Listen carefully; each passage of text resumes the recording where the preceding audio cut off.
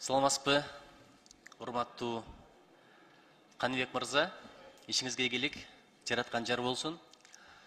Бир суроо. Мына мектептердеги акча топтоо боюнча азырда суралып жатат. Мага да өтө көп адамдар кайрылышат бул боюнча. Эми сөз кур болбосун деп атайын, кээ бир адамдар эсептеп чыгыптыр да, бир мектепти, анан региондордо мектептерде топтолгон акчаларды, анын орто эсеп менен алганда бир жылда. Анын эсеби боюнча бул экономист, финанс адамдын берген маалыматы. 5 миллиардтан 10 миллиард сомго чейин акча топтолот деген.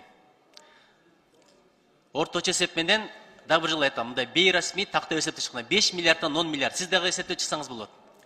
Эми ким аркылуу чогулуп атат, кандай кетип атат? Азыр ар бир кирешеден налог алмай заман болуп атат. ККМ, ЭТТН дегендер кирип атат. Кимдин чөнтөгүнө кетип атат? Ушуну бир эсеп палатасы текшеребиз десеңиз каршы болбойт белеңиз? Биринчи камкор кеңеши, аяка ата-энелер, айылдык кеңеш, мектеп коомчулугу кирип, өзлөрү чечип, өзлөрү текшерген жакшы да, себеп аяк бюджеттик мекеме эмес да, счетный палата текшере албайт. Бирок, Нуржигал, сиз билимдин баркын жакшы билесиз. Маселен, экинчи жагында карайлы, кече эрудит мектеп ачылды. Укмуш. Мен сурадым, канча десем, 3,5 миң доллар төлөйт экен. 560 орун экен. Бирок мага кезекке тургандар 6.000 киши дейт. 6.000 киши ошол жерде даяр экен, дагы ушундай мектеп салынса баласынын келечеги үчүн төлөй тургандыгы. Жана жакыр үй бүлөлөргө сөз жок жардам беришибиз керек. Татаал аймактагы региондорго жардам беришибиз керек. Буякта мамлекет минимум билим берүү стандартын мамлекет толук камсыз керек. Максимум автономия беришибиз керек. Кайсы окуу жай келечекте инвестиция тартат, келечекте жаңкы инновациялык билимди алып келет. Аларды мамлекет колдош керек. Буттос болуш керек. Сиз бир аз туура эмес түшүнүп калдыңыз окшойт. Акча топтомой дегенде мен жанагы жеке менчик мектептерди айткан жокмун. Алар өздөрүнүн акчасы кетип атат, өздөрүнүн бизнеси, канча койсо шунча кое берсин. Булар бар макулдаштырган расмий акча болуп атпайбы? Жөнөкөй эле чарба иштерин мен колдойм, мейли макул. Тряпка алганга, швабра алганга эгерде беребиз десе, тилер жардам бере берсин. Бирок бизде бир нерсе бар да, кичине тешип жол таап берип койсоң, оюп чоңойтуп алышат. Жаз майрам деп бир алат, күз майрам деп бир алат, азыр Нооруз деп алып аткан учурлар бар экен, 8 март деп, Алипе майрамына хореографка деп 1200дөн топтошот экен мисалы. Хорго вокалист чакырганга 1000 сом, аны ким тандайт, кандай негизде, кандай конкурстун негизинде, ушул акчаларды айтып атам. Нуржигулович, мен бир нерсеге убада бере алам. Жакында азаят ал. Таптакыр жок кылыш үчүн укук коргоо органдарынын алы жетпей аткан, менин алым жетишти кыйыныраак. Эмне себептен азаят? Биринчи, президент 100 миллион сом берип, жанагы региондорду эсептегенде 30%га жетет экен. Баткен, Нарын, анан кийин жакыр үй бүлөдөгүлөр. Бул биринчи себеп. Экинчи, эми директор школалардын айлыгы да көбөйүп атпайбы? Аларда материалдык стимул пайда болуп атпайбы? Бул эки себеп. Мен ишенем бир 50% арзандатат, төмөндөтөт деп буну. Суранам, ушу майрамдап акча топтоткон токтотуңузчу, бирөөгө майрам, бирөөгө ойрон. Депутат болуп менде деле кээде айдан айга жетпей кыйналам. Жөнөкөй эл кыйналып атпайбы? Ушуну бир инвентаризация кылып, анча-мынча ашыкча майрамдар болсо жөн эле койсунчу, ушуну сизден суранат элем. Бул бир. Экинчиден, Казакстандын 2 вузу Азиядагы эң мыкты 100 университеттин катарына кирди да. Бири Аль-Фараби, экинчиси Гумилев. Мен кубанычтамын алар үчүн. Бири 44-орун, биринчи 96-орун болду. А бизде вуздар качан кирет? Ушуга бир прогноз бере аласызбы? Аракеттер болобу? 3 жагдай. Тилекке каршы бизде мындай жагдай түзүлбөгөндүгү үчүн бир кыргыздын мыкты жигити 100 мектепти Казакстанга куруп атат. Себеп алар реформага кетишти. Жогорку окуу жайында эки эле критерий болуш керек. Биринчи, кайсы университет дүйнөлүк аттестация алса, аккредитациядан өтсө, ошого колдоо болуш керек. Үчүнчү, жанагы биздеги бир депутат айтып кетпеди, Манас университетинин мисалында. Биз ошону мисал кылып 22-синде ректорлордун форумун өткөзүп атабыз. Ошондо мен так жооп бере алам. Кантип биз университеттерде эң негизгиси автономия. Автономия. Биз баарына университеттерге кийлигише бербешибиз керек. Бирок негизги результат бул сапат.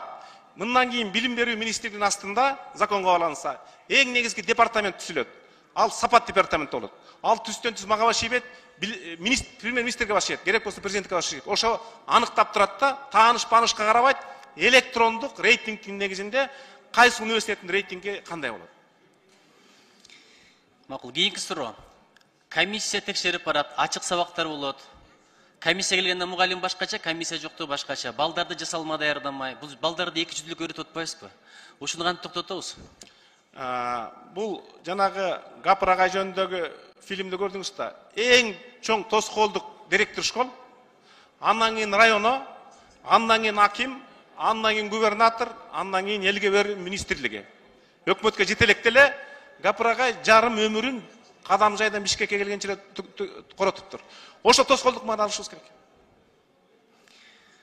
Агай сураныч, ушуну бир карап коюңузчу. Жасалма балдарды бузуп атабыз да, жасалмалуулукка, экижүздүүлүккө, алдамчылыкка үйрөтүп атпайбызбы? Ушул комиссия дегенди жоёбузбу же бир башка формасын табасызбы? Текшерүү электрондук гана болуш керек. Андан кийин Бектур Исаков деген бир агай бар Таласта. Бир дагы Баатыр мугалим жок экен. 80ден ашып калыптыр. Ушул кишиден татыктуу инсандарды мен көрбөй турам да.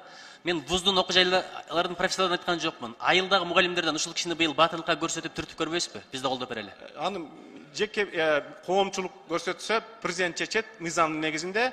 Бирок ал киши дагы бүгүндөн баштап менин Талас облусу боюнча коомдук кеңешчим, элге билим берүү министрлиги канча китеп жазды билбем, сиз айткан агай жалгыз өзү 32 китеп жазган. Сиз айткан эмгеги кыргыз элине чоң сиңген агай да. Ушинскийди билебиз, Сухомлинскийди билебиз, Макаренкону билебиз, бирок Мамады Байымбетовду билбейбиз, Жибек Өзбекованы билбейбиз, Бектур Исаковду билбейбиз, Капыр Мадаминовду мына кинодон улам таанып атабыз. Кыргыз мугалимдердин популяризациясы боюнча кандай оюңуз бар? Кандай планыңыз бар?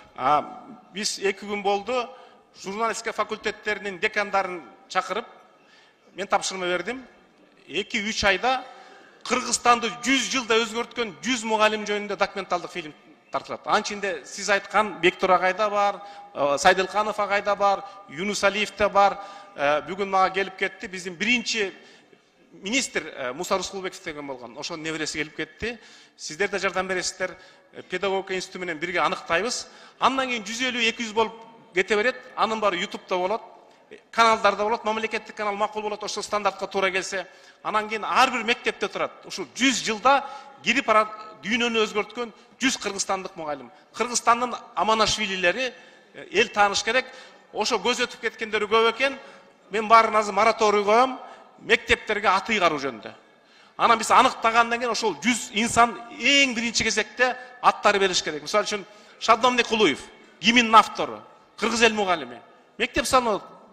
Ким каршы аты берилгенге? Сөз жок, берилиш керек. Ошон үчүн мектептерде жана ат берүү популизмге айланбаш керек. Биз аны мыйзам долбоорун жазып келебиз, чектейбиз. Биринчи орунда ошол 100 жылдагы Кыргызстанды өнүктүргөн, салым кошкон педагог окумуштуулардын аты берилет. Түбөлүктүү аты берилет.